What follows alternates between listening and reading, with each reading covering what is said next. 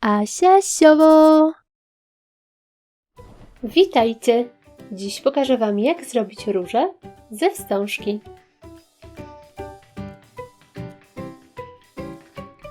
Szczegółową listę wszystkich potrzebnych przedmiotów znajdziecie w opisie tego filmu.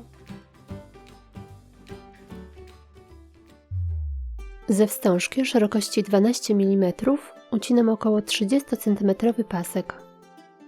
Składam na pół. W miejscu połowy zaginam wstążkę w trójkąt. Nakładam drugą część. Następnie znowu przekładam pasek i znowu. Kontynuuję aż do końca pasków.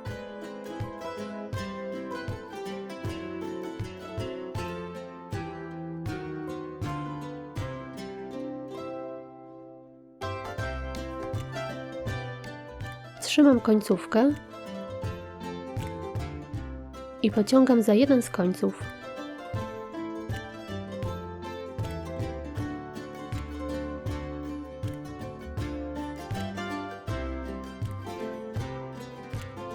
Zszywam wstążkę .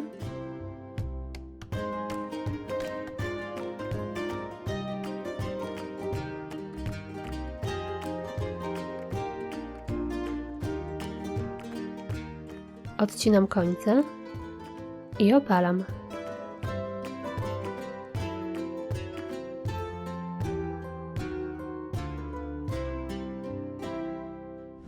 Tak samo robię różę ze wstążki o szerokości 25 mm, z tym, że tu pasek powinien mieć około 40 cm długości.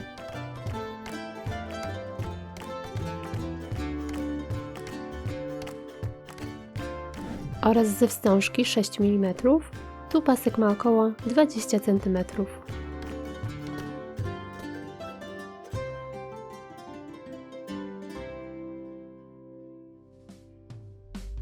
I gotowe! Takich róż możecie użyć na przykład do zrobienia bukietu lub stworzenia kompozycji. Jeśli chcecie, by róża była pełniejsza, należy ją zrobić z dłuższego kawałka wstążki. Zapraszam Was na mój kanał, gdzie znajdziecie też inne sposoby na wykonanie róż ze wstążki. Pozdrawiam! Pa, pa!